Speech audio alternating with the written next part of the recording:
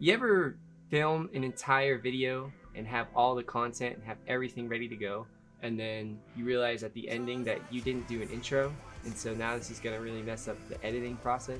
Well, if you've done that, then you're me. Hello everyone, my name is Pat. I'm the vocalist of Set for Tomorrow, in case you didn't know that, because you're on Set for Tomorrow's YouTube page. And we're gonna go over the EP track listing. I'm gonna tell you guys what the songs are about, and I'm gonna tell you kind of how they came to be. So, if you don't like that, then click away. Hearts in Doubt. So this is a song that Mikey was working on originally. We found it in the Google Drive after practice one day, and it was in unison. The rest of us just looked at him and we were like, look man, we have to use that. You know, it was one of those moments. The first couple times I heard it, I hummed the melody that you hear on the song over the chorus. With that song in particular, I randomly had some lyrics on my phone that lined up with the melody. That song wasn't one that we thought about a lot. It just kind of happened very naturally. It came together pretty quickly. There's really nothing different from the final version and the demo. It's just some parts in the background are different, but the song essentially stayed the same. The working title was Hearts in Doubt, and I just went off of that.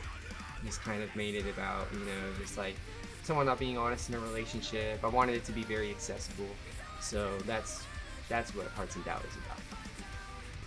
All right, track 2, Global Elite. This is the heavy one on the EP. I don't know why I did that. This song, when I was writing it, it started out being kind of ironic. There was this really heavy riff that Mikey had, and it was like a heavy riff and then that first verse. Originally it was just this ironic thing, and I was writing it about all these conspiracy theories and stuff, and just having the most out there lyrics, and then we kind of honed it in to be something more than that. That song's just about, the crummy top 1% of people on Earth and how things are unbalanced and unfair, and there's not much else to it. That's basically what the song is. It's just a balls to the wall heavy track that we wanted to throw people off with and just do something because we want to do it. It's kind of what we did on the whole album. So someone's home. Why did it get so much? Just look at the bulb. That makes me feel pretty hopeless. I'll never do that again. All right, so this was the first, I guess, single. We kind of put this out ahead of everything else. This was the first single from the album, EP, whatever you want to call it. It's 2021. No one cares about albums, man. This is the first thing we put out from Dreaming in Analogue. I don't know, this one I didn't really write the lyrics for. I just kind of let whatever I was feeling come out, and that was what came out in that moment in time. A lot of the songs on the EP are like that. This song is just basically, it's kind of self-explanatory. It's about feeling so lost and, deserted. Has that always been there? It's just about feeling so lost and so devoid of hope, and not being able to get out of your own head and out of your own struggles. And that's just kind of what I hear when I go back and listen to the song. There's some not fun times, but it made for a good track. So I'm happy with how it turned out. There was actually, there's a line on our merch, on one of our merch designs. It has something like, "The Dead Sea never looked so inviting to me."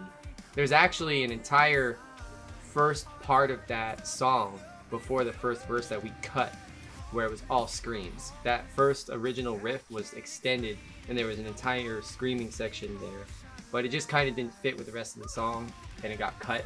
But maybe we'll bring it back in some way. Integrity. So Integrity is one of the older songs on the EP. When I first joined the band, they had this instrumental, at least a lot of it, kind of finished. This song definitely went through the most changes, especially vocally. There was, I think, 2 or 3 complete different versions of this track, and there was a lot more. Oh yeah, there is screaming in it. There was a lot more screaming in it at first. It was a lot more fast talking screams. This was my least favorite one going into the process. It's not that I hated the song, I just thought it was like the weakest one personally.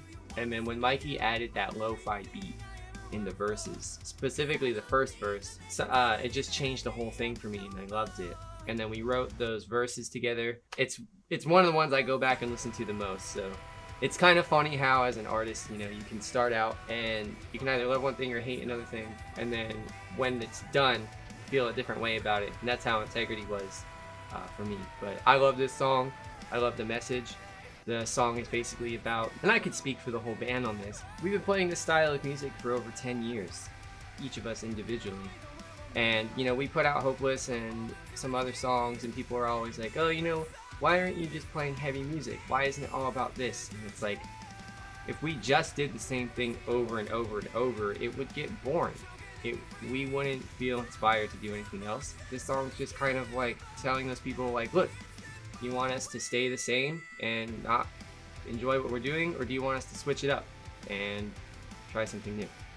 And as artists, I feel like that's very crucial and necessary. It's not selling out because I'm doing something different. It's just trying new things as an artist. That's Integrity.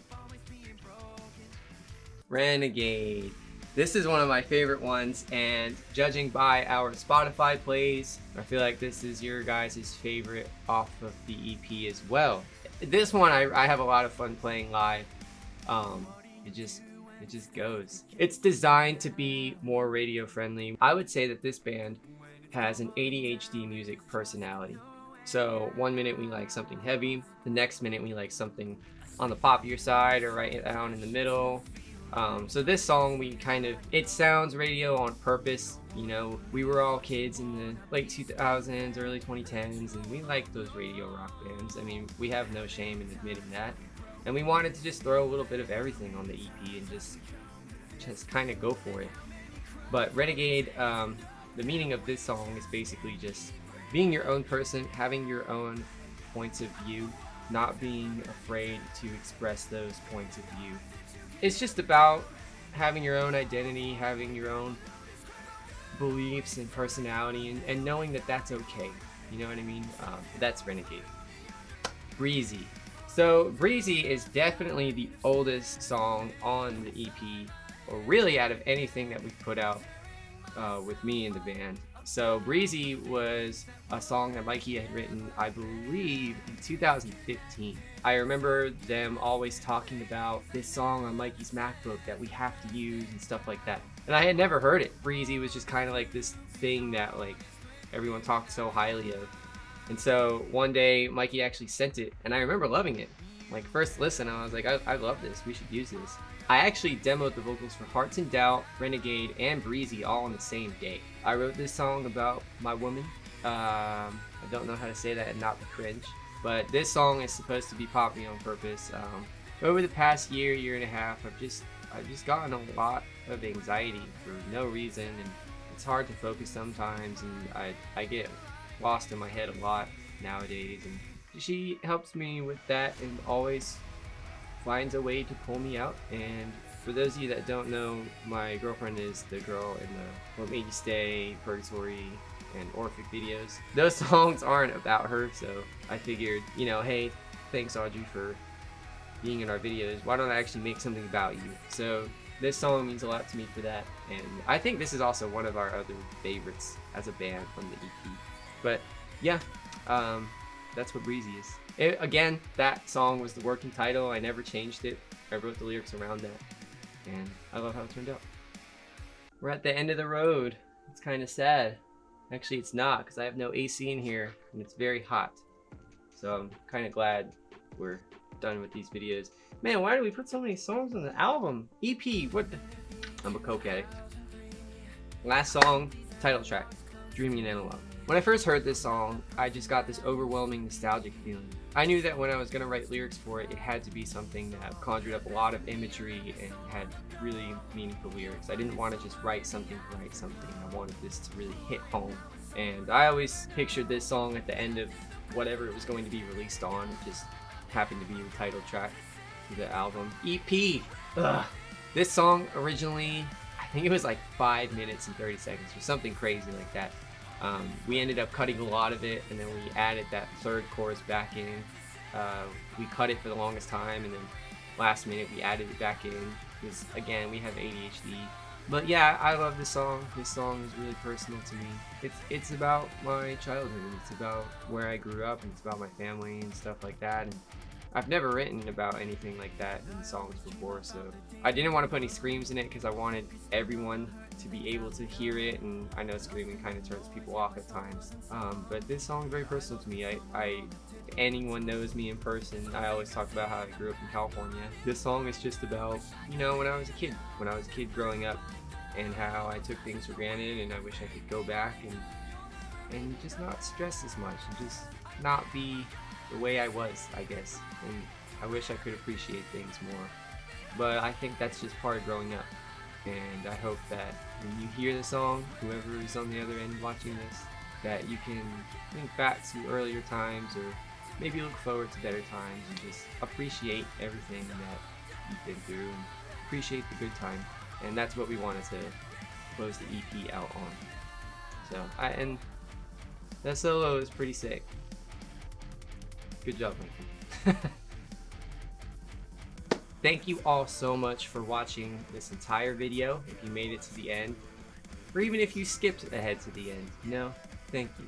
We hope you all really enjoyed this EP. We always have new stuff up and coming, so never worry about a shortage of content from us.